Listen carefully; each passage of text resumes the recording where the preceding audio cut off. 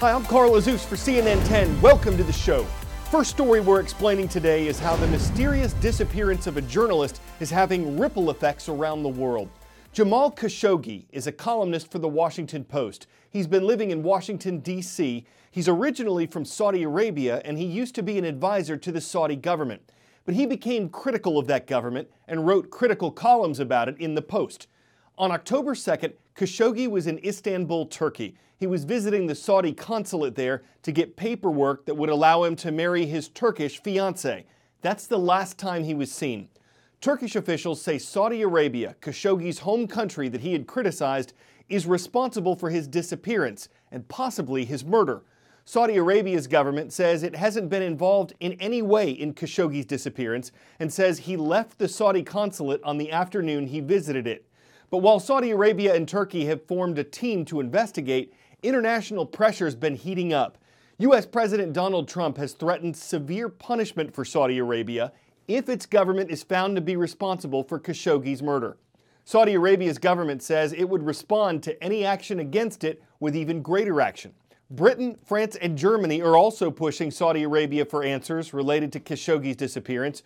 With all this going on, a significant event just took place involving the U.S. and Turkey. Andrew Brunson was released from a Turkish prison. He's an American pastor who'd lived and worked in Turkey for more than 23 years, but he was arrested in March of 2016 and accused of being involved in a failed coup in Turkey.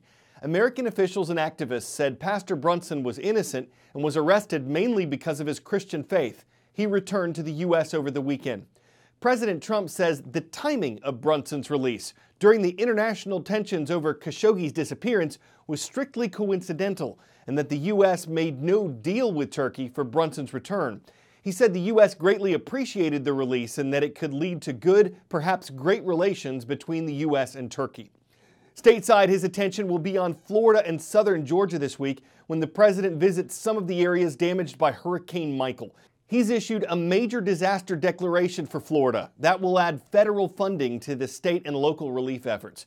At least 18 deaths have been blamed on the storm. Hundreds of thousands of people are still without electricity 5 days after Michael made landfall. In some areas, residents expect it to take years before they're back to normal. Officials here had warned people across the Panhandle that they would need to fend for themselves for the 72 hours after the hurricane. Well, that window has now closed, and so a lot of people are now relying on the state to provide food and water. There are now several areas set up around town where people can pick up those supplies. There is also a curfew in effect from 7 p.m. to 7 a.m. It is eerie to drive around at night because there are no lights on, there's no power, and there's no people around either, though it's hard to imagine that there would be many people here anyways, even without a curfew, because many of the homes here look something like this. They are completely uninhabitable. This is actually a strip mall here. This was an office, there was a bakery over there, and then a print shop. The problem is that this makes an inviting target for looters, and that continues to be a problem. People helping themselves to things at homes and businesses, so much so that firefighters are actually going out on some calls with law enforcement just in case there are any security concerns around running into looters accidentally. Those firefighters also expect that they will still find people who are trapped inside their homes even today. They also expect they'll find bodies and that the death toll in this area will rise. There are 240,000 plus people across Florida without power. But for the school system, that is really the least of their concerns because most of the schools in this district were badly damaged. That means the vast majority of the students in this district, there are 26,000 of them, will be displaced. So now the school board has a problem. What do you do to make sure that those kids can continue their education? They might have to use the buildings that are still standing and are still intact. They may have to do 2 sessions of school in one day in order to make that happen. The school board is going to meet tomorrow to make a final decision on that. 10-second trivia. Who completed the first solo flight around the world? Wiley Post, Charles Lindbergh, Amelia Earhart, or Louis Blériot? An American aviator named Wiley Post was the first to do this, completing the feat in 1933. The It took him more than 7 days and several stops to do it.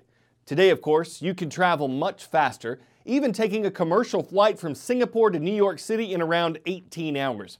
That's kind of an extreme example, though. It is the longest passenger flight in the world.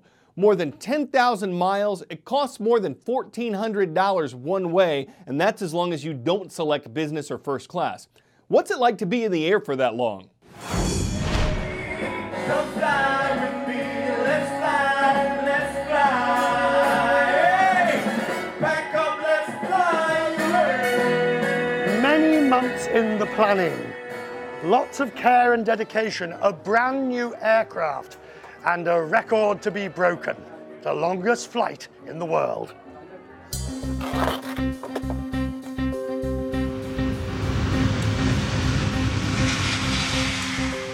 Here we go. Wheels up. 16 hours left of flying. Nothing really much to do really except keep an eye on things, climb as high as we can, communicate with air traffic control. Nothing exciting, which is how I like it. So this is the selection of food that is served immediately after takeoff. I've chosen to have all three of the main options. What's this? Oh, this is, we call it guadu. So this is for us to dispose all the like liquids which is with pups so that it won't choke the sink. Oh, yeah. I thought it was the rice maker.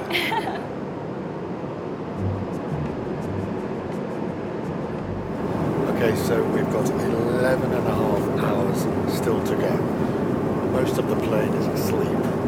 I can't sleep yet. I want to save my sleep to the last 6 or 7 hours of the flight, so I'm fresh when we land in the early morning. So that means time for movies. And on this flight, there are hundreds and hundreds.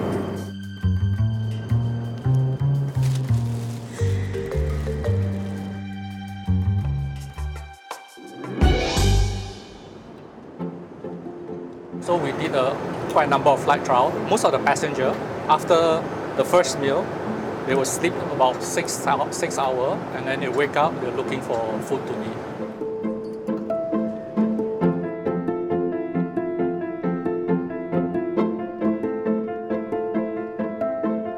We're now 2 hours out of Newark Airport. Time to get dressed once again. I always get dressed for about this time before landing on a long flight. Well, the bathrooms get rather nasty. This A350 has 161 passengers on board. There's no economy class here, but there is premium economy. And morning, good flight. Morning. What do you think of it? It's great. Longest flight in the world. You enjoy it? Yes, good. Yay. And so we have arrived. 17 hours and 25 minutes, a quicker crossing because of the excellent tailwinds. This flight, along with the other ultra-long hauls, usher in an entirely new era of travel. Longer distances, any two places on the globe can now pretty much be joined up. The world really is now our oyster.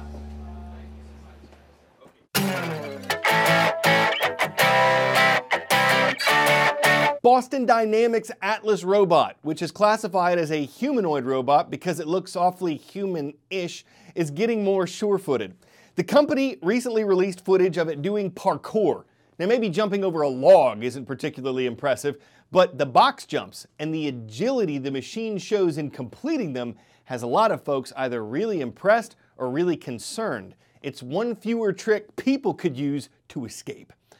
How are people going to stay one step ahead of robots if they keep stepping up their agilities and increasing their abilities? If a machine gets its running gear into gear and jumps into action, doing parkour, of parcourse, is going to be par for the course when vaulting into pursuit of a parkour practitioner. I'm Carl Azus, and that pretty much completes the circuit for today's edition of CNN.